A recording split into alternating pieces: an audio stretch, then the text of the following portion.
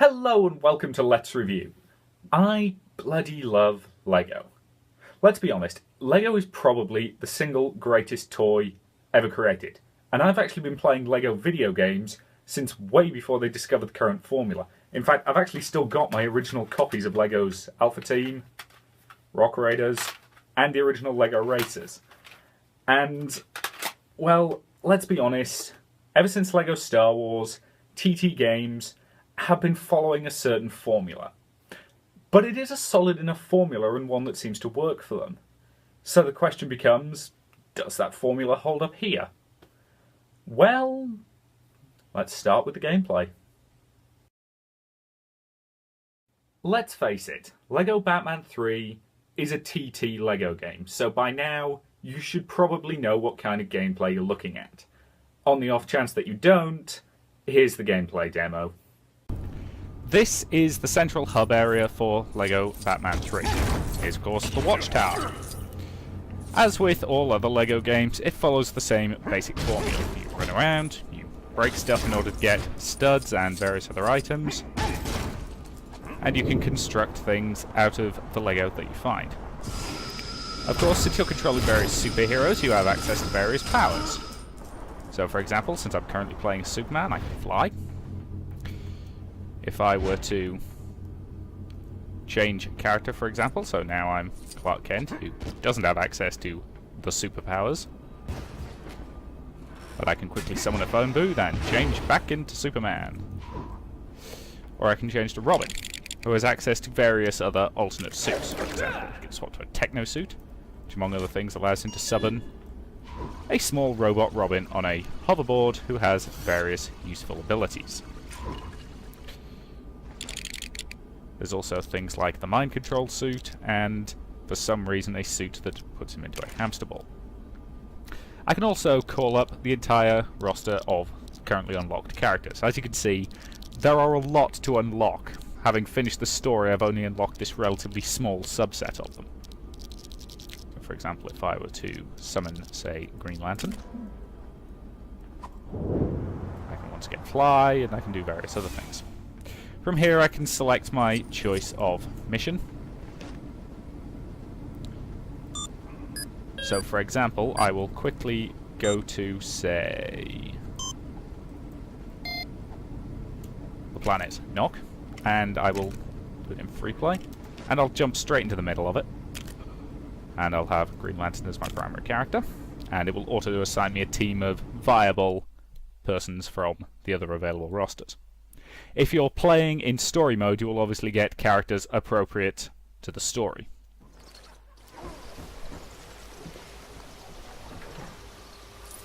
So here we are. As I say, we break stuff, we fight people, and the combat is extremely simplistic, one-button stuff, using occasional ranged attacks. And occasionally the enemies will have special abilities, such as that one having a shrink ray to make them smaller. Here we have an area that can only be accessed by someone with super senses. So for example, if I were to swap to Martian Manhunter, he can use his super senses to find a weakness in the wall. Now that wall can be destroyed only by a large character. However, Martian Manhunter has the ability to transform, and thus can break it. Large characters can't build things, however. So by transforming back down to scale, he can then construct this, which allows someone with magnet-based ability, I don't think Brainiac has, no, to climb it. So if I were to swap Cyborg, Cyborg can then make use of his alternate suit, the magnet suit, in order to climb it. All this stuff is used to solve various puzzles and figure various things out in order to make progress throughout the levels. Just like basically other... I can't talk today.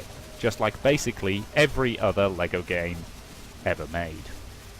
Everything here is pretty much as expected for a LEGO game. There's a couple of minor additions, but nothing really worth mentioning. As it stands, LEGO Batman 3 is extremely formulaic, sticking to what they know works. But to be honest, it's a formula that still kind of does work. You build stuff, you smash stuff, and you beat up bad guys. And ultimately, let's be honest about this, it's not really the gameplay that's brought you through these games, not even in the original LEGO Star Wars. To my mind, it's always been the humour that did that. So does that humour hold up here? Well, personally, I actually think that this game is badly named. It's not really LEGO Batman at all, it's actually more like LEGO Justice League. And honestly, I think that's a good thing. I've always been more of a DC fan than a Marvel fan, and the chance to hang out with members of the League along with 7 of the 9 Lantern Corps... Oh, good lord, there are 9 of the damn things now? Oh yeah, there have been for... Wait a minute. I thought you were an expert on cliché. Doesn't that include comic clichés? Yes, well, Have you tried catching up on comic continuity? It's impossible, even for me. I know the clichés, I just don't know all the details. Ah, okay, so if I was to say popular hero gets killed off, well, then they are replaced, often by their former sidekick, and eventually they return in a plot involving either time travel, alternate universes, or possibly cloning? Yeah, I can't fault you there. Anyway, in this game, Brainiac has kidnapped a prominent member of each Lantern Corps, and using their power, he's built himself a shrink ray. His intention is to come to Earth and add the whole planet to his collection, and our heroes must unite to stop him, and as a result they have to travel to each of the Lantern homeworlds in order to gain the power to stop him and undo what he's done.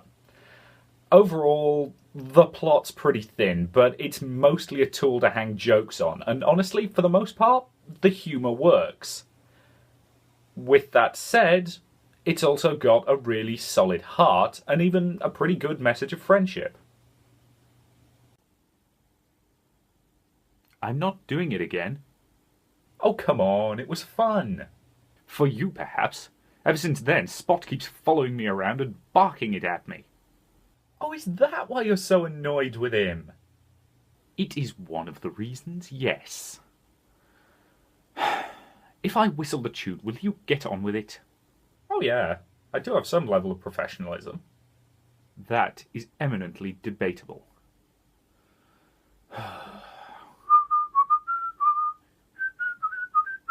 Happy? Ecstatic.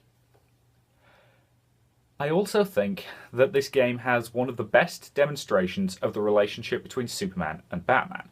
The optimist and the pessimist. The broody misery guts who insists he's better off alone, and the cheery god who proves him wrong at every turn.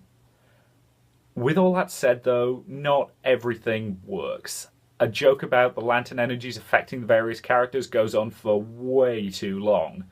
And, well, frankly, I'm not a fan of this version of Robin being... well, frankly, he's kind of an idiot.